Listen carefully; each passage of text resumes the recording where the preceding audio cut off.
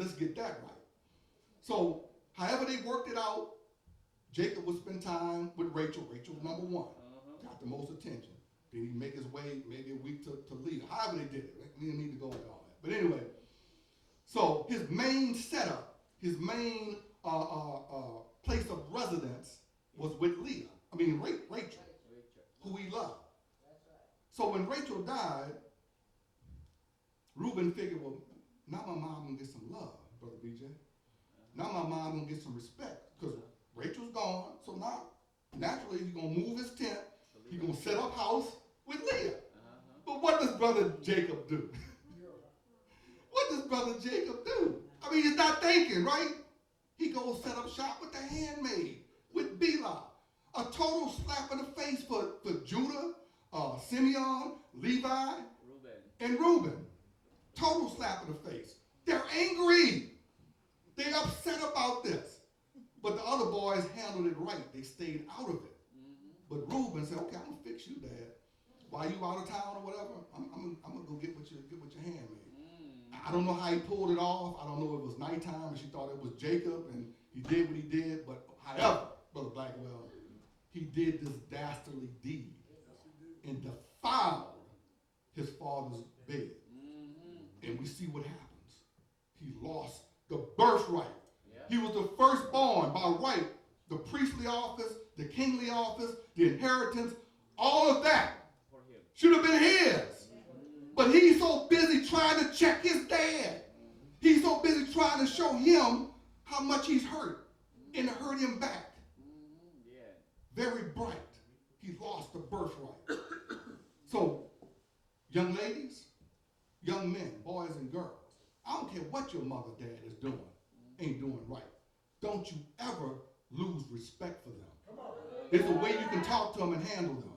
I don't care if you see them smoking crack laying on the ground. Don't you disrespect them. You can let them know you're displeased, you're hurt, whatever.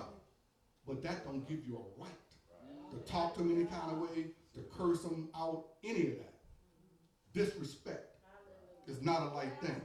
So, in continuing this, let's go in Genesis in the Bible and look at what happened because of this disrespect with Reuben. Genesis chapter 49.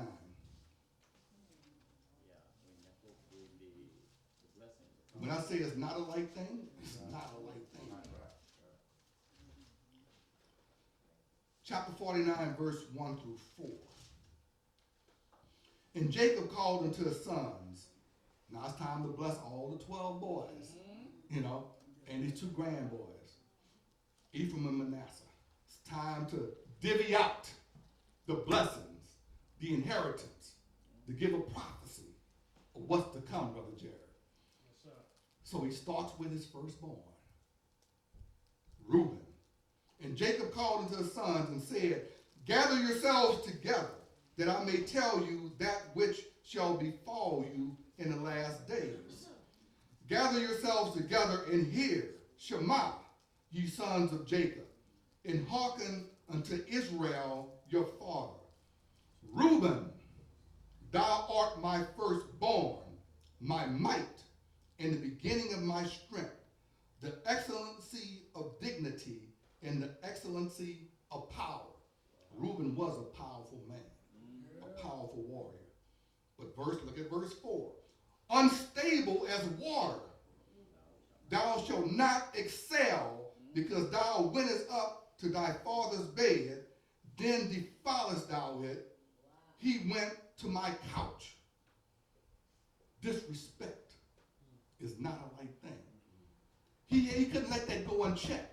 This thing followed Reuben all the way through to where they was about to go in the promised land until Moses came and pronounced a blessing on the sons of Reuben and reversed the curse.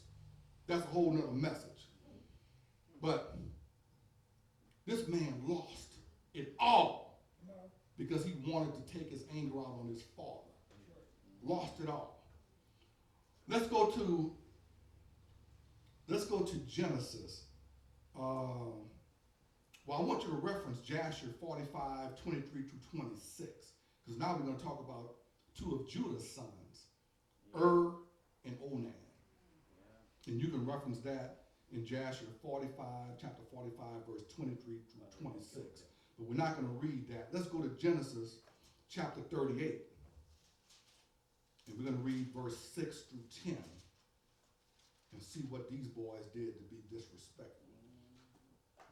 See, I'm hitting the men hard right now, ladies. If you thought this was a message about hitting y'all, I'm hitting the men hard because we show signs of disrespect also. Verse 6. And Judah took a wife for his firstborn, whose name was Tamar. And Judah's firstborn, was wicked in the sight of Almighty Yah, and Yah slew him. And Judah said unto Onan, Go into thy brother's wife, and marry her, and raise up seed to thy brother. And Onan knew that the seed should not be his. And it came to pass, when he went into his brother's wife, that he spilled it on the ground, lest that he should give seed to his brother. And the thing which he did displeased Almighty Yah, wherefore he slew him also. Disrespect, lack of honor, is not a light thing. You see, in Jasher it tells you that the older brother, he actually did the same thing that the younger brother did. Yep. They just wanted to selfishly have pleasure and not produce any seed. Yep. But Onan took it to another level. There's something in the Eastern culture called the Levirate law. And y'all correct me if I'm wrong on that with the term. But it's called the Levirate law. And what that means is if your brother is married and he dies and hadn't produced any sons, well, then it's your duty to give honor to your brother, to marry that wife, and then the seeds would be named after your brother to show him honor. Now, biologically, you know it's your children, but the name, they would carry your brother's name. Well, Onan didn't want to do this. He didn't want to show that type of honor and respect. So after commencing with intercourse, he would pull out and just spill his seed. Total disrespect, total dishonor. And he was slew because of that. Disrespect, lack of honor is not a light thing. We're coming to a close in a little bit. So I hope y'all getting a lot of this message. Let's go to talk about Brother Moses. Beloved Moses did so much for Israel, gave his all. But sometimes you get so angry dealing with our folks, it can cause you to make a drastic mistake. Let's talk about, well, first of all, we're going to talk about Miriam before we talk about Moses. We're going to talk about Moses, but let's talk about Miriam. I'm getting on the sisters now. Miriam and Moses. Numbers chapter 12. And we're going to I'm going to read verses 1 through 15. Matter of fact, if anybody have their Bible, help me out right now because I need to get a little water. Can y'all read that for me? Can I get a reader? Numbers chapter 12 and read verse 1 through 15 for me, please. Anybody that has a mic or that can get a mic. If you can do it quickly, please.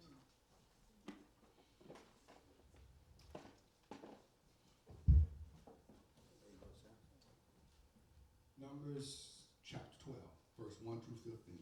Chapter 12, verse 1 through 15 says, And Miriam and Aharon spake against Moshe because of the Ethiopian woman whom he had married, for he had married an Ethiopian woman. And they said, Hath Almighty Yah indeed spoken only by Moshe? Hath he not spoken also by us? And Almighty Yah heard it. Now the man Moshe was very meek above all the men which were upon the face of the earth. And Almighty Yah spake suddenly unto Moshe, and unto Aharon, and unto Miriam. Come out ye there. Come out ye three into the tabernacle of the congregation. And they three came out. And Almighty Yah came down in a pillar of a cloud, and stood in the door of the tabernacle, and called Aharon and Miriam. And they both came forth. And he said, Hear me, hear now my words. If there be a prophet among you, I, Almighty Yah, will make myself known unto him in a vision. And I will speak unto him in a dream. My servant Moshe is not so, who is faithful in all my house. With him I will speak, mouth to mouth, even apparently, and not in dark speeches, and the similitude of Almighty Yah shall he behold. Wherefore then were ye not afraid to speak against my servant Moshe? And the anger of Almighty Yah was kindled against them, and he departed. And the cloud departed from the tabernacle, and behold, Miriam became leprous, white as snow. And Aharon looked upon Miriam, and behold, she was leprous. And Aharon said to Moshe, Alas, my sovereign, I beseech thee, lay not the sin upon us, wherein we have done foolishly, and wherein we have sinned. Let her not be as one dead, of whom the flesh is half consumed when he cometh out of his mother's womb. And Moshe cried unto Almighty Yah, saying, Heal her now, O El, I beseech thee. And Almighty Yah said unto Moshe, If her father had but spit in her face, should she not be ashamed 7 days? Let her be shut out from the camp 7 days, and after that let her be received in again. Woo. And Miriam was shut out. That's it, my brother. Oh, no, yeah, go ahead. That's one more. Go ahead. And Miriam was shut out from the camp 7 days. And the people journeyed not until Miriam was brought in again. Thank you, my brother. Whew, that's harsh, huh? It seems harsh. Almighty Yah said, if your father had but spit in your face when you were a child, a disrespectful child.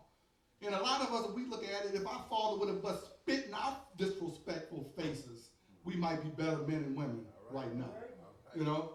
You see, Miriam was about 3 years at least, maybe let's say 5 or 7 years older than Moshe. And we know Aaron was about 2 to 3 years older than Moshe. So if you look at it in the pecking order of things, Miriam was the elder, then Aaron, then Moses.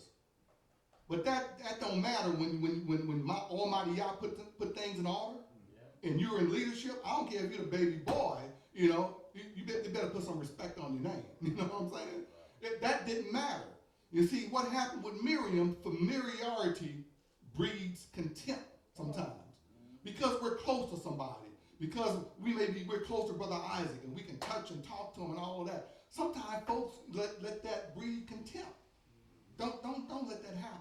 He's still a man of God, you know, or whoever your leadership is. You still have to respect that, even though you get to talk and eat with him often. And see, Miriam lost that respect. He's looking at the Ethiopian woman, and I believe, you know, and I'm not being dogmatic about this, it was the woman from Midian, the Midianite that he married. Yep. But they got an attitude because in their eyes, it wasn't an Israelite. So they're giving Moses a hard time about this. But in actuality, this Midianite came from Abraham. Because Abraham, when he married Keturah, one of the children was Midian. So this still was kin. This wasn't no Egyptian or something like that. How dare her show contempt for Moses? But a lot of people, they call themselves checking the leader. You got to watch that. It's not a light thing. I hate when I see that. Checking the leader. Now, it's one thing, let's say I'm talking about David and Bathsheba, and I make a mistake and say, and Solomon committed adultery with Bathsheba. Well, I don't mind, Brother Black was no, David. Oh, thank you, my brother. Thank you. That's all right, because obviously that was a mistake there. But if I'm breaking down the scripture and going deep, just because your brain don't